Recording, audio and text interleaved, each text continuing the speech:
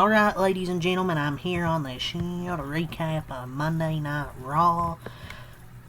That was absolute cinema to close the show. Monday Night Raw just clears SmackDown. It's not even close. That closing segment, cinema. Absolute cinema. You have Roman Reigns return, Spears Bronson Reed in the NYPD through the barricade. Got that arm sleeve too, that looked cool. But yeah, a bunch of stuff happened tonight that I'll get into. So I'll actually start off for the final time in his career. We're going to start with the show here. I'll say my final thoughts for the end. I'll give thoughts throughout this as I go throughout the card here, but for the final time in his illustrious career, John Cena walked the aisle in the most famous arena in the world, MSG, as Raw was in New York City tonight. John Cena's last appearance, last match in NYC. So we'll see what he had to say after completing the Grand Slam by defeating Dominic last week for the championship. And obviously the tournament continued tonight. The Last Time Is Now tournament. We'll see who advanced further into that tournament and more that happened tonight. So on the card that was advertised was John Cena's final Raw tonight and final Monday Night Raw. Just in general, you know, the Last Time Is Now tournament match. Solo Sikoa faces a mystery opponent. Kind of figured who it was based on the rumors, but still was happy regardless. Obviously had a banger between Javon Evans and Gunther. Maxine Dupree versus Becky Lynch for the Women's Intercontinental Championship. That was advertised, so let's just get right into it. So we're going to start off. John Cena kicks off the show. The fans packed inside as the time is now. He can't see me. Plays, kicks off the show. After several months of well-deserved basking, he prepared to address the fans when Dominic interrupted to a chorus of boos. He claimed to have worked for everything he has ever received and challenged Cena to a rematch for the IC title.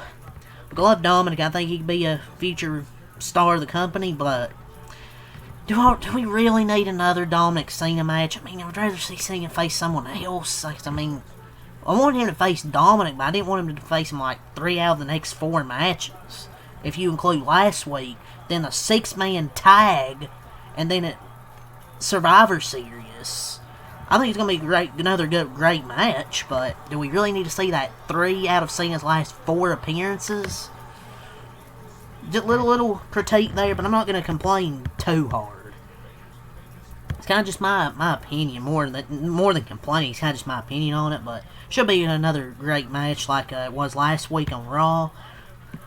So let's start. So Cena offered the rematch for tonight, but Dominic declined, saying he wanted to wait until Survivor Series in his hometown of San Diego. Mysterio was soon joined by his Judgment Day teammates Joey McDonough and Finn Balor. 3-on-1 beatdown ensued until Sheamus and Rey Mysterio made the save. Mysterio joined the fray to even the odds and set up a star-studded 6-man tag match. So an extraordinary setting for this final Raw from one of the greatest of all time. The crowds have been so red hot for Cena since SummerSlam that it really is a shame that so much time was wasted with the heel turn in the first half of the year. The people have wanted to cheer and proven as much. This was no exception. On top of that, we got a Survivor Series match out of the segment, rendering it a great opening segment all around. And then the tag match I thought was really good. I do have a little critique. It's not really the match. It's not the match. The match was really fun. The crowd was into it.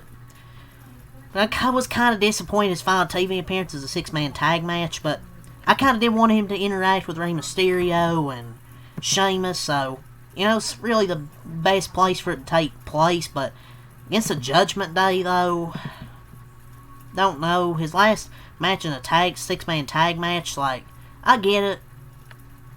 It was a really good match, don't get me wrong.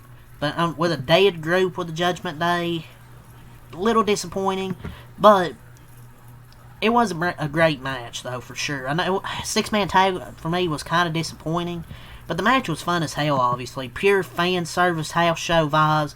I was expecting something bigger because of last week's stuff. What Cena was just godly. But people are gonna say, oh, maybe you don't expect too much. Yeah, God forbid I expect too much, man. It's his final Raw at MSG. But I feel like in MSG, no less, your expectations are gonna be high. I guess maybe I expected too much, but WB Glazers, they always say the same thing, you expect too much. But my point, that's just my opinion though, but this was a great match for sure. And so it ends with another crowd-pleasing matchup featuring one of the Mount Rushmore competitors in pro wrestling history. This was a fantastic match for sure, a fun part-style match featuring, the signature moves, finishers, and the right team going over. And it was everything it needed to be, and served as the perfect exclamation point on Cena's Monday Night Raw career. But this was great. Cena, Mysterio, and Sheamus defeated the Judgment Day. There was a nice spot where, they were all in the ring, about to do the 5-knuckle shuffle, but Sheamus moves John Cena to the middle of the ring. Yeah, this was just fun, man. They defeat the Judgment Day. JD McDonald, Finn Balor, and fuck's the other one? Dominic. Oh yeah, Dominic. But this was fun. The 6-man tag match, I will say, his last Raw match being a 6-man tag was a bit underwhelming, but the match was not underwhelming or disappointing. It was pretty good. At least to me. So, next,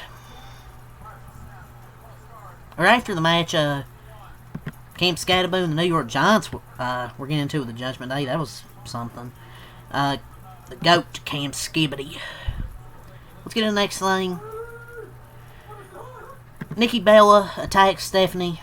So Jackie Redmond introduced the Women's World Champion, Stephanie Vaquer, who was immediately jumped by Nikki Bella. The Hall of Famer beat down Vaquer and vowed to take the Women's World Championship from her to close this little brief segment. This was a complete afterthought of a follow-up, I guess, after last week's betrayal. But before that, there was a little backstage with Heyman, Warren, Nick Aldis, and Adam Pearce. If you think my 4th pick of Drew McIntyre pissed you off, wait until you see what I have in store for you next. Obviously, we knew it was going to be Brock Lesnar there at the end of the show. But back to Stephanie and Nikki. I don't know, it felt like a complete afterthought, honestly. Backstage, Asuka tried to convince Bayley to join her, Kairi Sane, Nia Jax, the last legend for War Games, only to be turned down by her former Damage Control teammate, Lyra Valkyrie. Congratulated her friend and partner for doing what was right. Bayley called her an idiot and told her to come on. She continued basically her multiple personality story, but this kind of don't really care about this, honestly. But yeah, that Nikki Bella Stephanie, it felt like an AI-generated promo. We're supposed to take her as a serious threat when she's been losing since she returned. That was a Divas era-ass promo. What did Nikki Bella change? She's talking about, change the industry. And you will bow down to the woman who changed this entire industry. I don't know what she changed. And they actually added this to Survivor Series. Nikki Bella, Stephanie Vaquer, and also added John Cena and Dominic, like I was talking about. Nikki and Stephanie for Survivor Series. Nikki Bella lost her last 3 matches. How does she get a title shot over Roxanne at the pay-per-view? Roxanne beat Nikki in a 1v1 match. Oh wait, Nikki Bella's a Hall of Famer, so that means, that plus heel turn means an automatic title shot, I guess. That was... Look.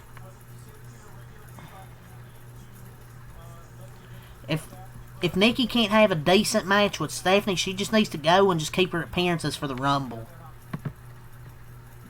If they put the title on Nikki, Stephanie's buried. I don't care if, Nikki's a Hall of Famer. She's washed. She's not that good anymore. Like, yeah, she's really good looking, but she's not that good of a wrestler anymore. Last time was now Solo Sikoa versus a mystery opponent, and it was none other than Dolph Ziggler. Entrance theme and all. So, this was there was not much to the match itself, as a significant part of it took place during the commercial break. With that said, the crowd was red hot for Ziggler. Living and breathing with his late match onslaught near falls. He was the only reason this match was somewhat good. Solo Sikoa, he was getting you can't wrestle chance. But Solo Sikoa defeated Dolph Ziggler. What history does Solo Sikoa have with with John Cena? Tell me you're not going to get Dolph Ziggler to win. Oh, he's a TNA guy. So what? WWE gives their TNAs gave their championships to WWE guys. Tell me WWE can't have Dolph Ziggler beat Solo Sikoa. If his last name wasn't Fatu, he would be cleaning toilets at AutoZone or working at Goodwill. Got to be the summer of Solo. At this point, Triple H just deflated 18,000 people in Madison Square Garden. The smart move would have been to have Dolph Ziggler defeat Solo, but no, they have Solo win.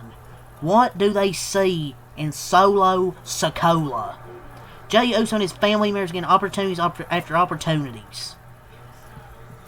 Zack Ryder returned. I knew he was going to lose, but I expected Dolph Ziggler to get past Solo Sikoa.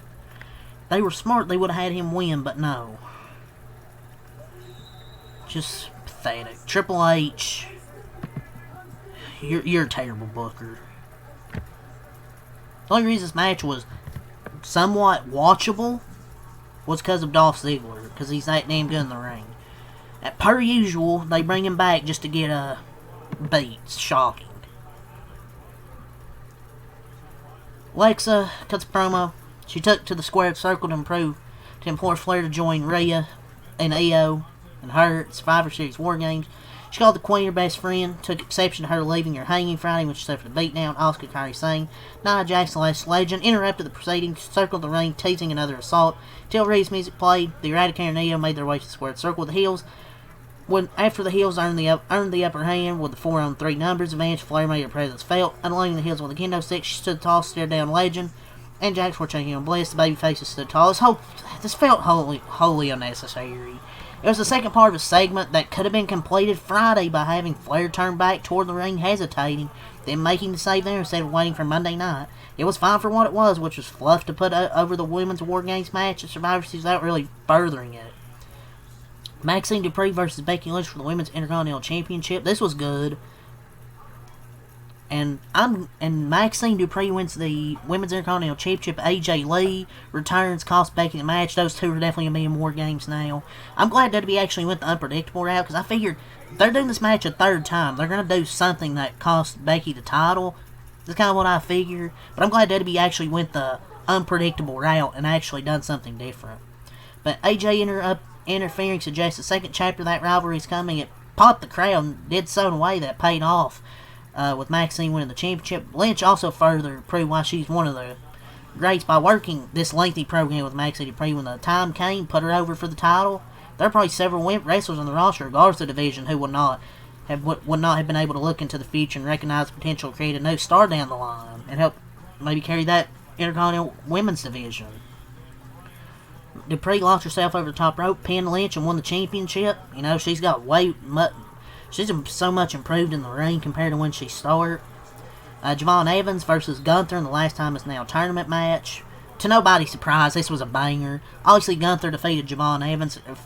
For people who probably didn't want Gunther to win this tournament, the only other option was Javon Evans, and this happened to be the first round matchup. This is a banger. Bunch of good spots here. Gunther's back also to his original music. This was an extraordinary match featuring two guys whose styles meshed really well. And the young OG exploded off the screen, delivered a breakout force. That should earn him increased screen time on NXT and on the main roster. But this was a phenomenal match. Gunther gets the win, obviously. Moves on to the next round. And he applied his trademark sleeper and got the submission victory. And then at the end of the show, you had the big brawl with the War Games teams. Cody, the Usos, Punk, and then the Vision, Reed, Breaker, McIntyre and Logan Paul, Lesnar and Roman Reigns return. Reigns hits a spear through the barricade and Reed and the NYPD there through the barricade in the show. That was phenomenal. The War Games matches, the men's War Games. I know at the end I'm saying men's War Games. I'm not really too excited for War Games, but that men's match is has so much star power. But yeah, it's really gonna say for all. Give it a really a 9 out of 10. This was a phenomenal show. The only complaint I had was kind of underwhelmed with seeing it being a 6-man tag match as his final Raw. But the match was still really damn good, and Ziggler losing to Solo. But other than that, I thought everything else was really damn good on this show. Even that was damn solid. But yeah, that's what I got to say here. So leave a like, subscribe for more. Till next time I'm out. Peace. Have a good night. Leave your thoughts in the comments below.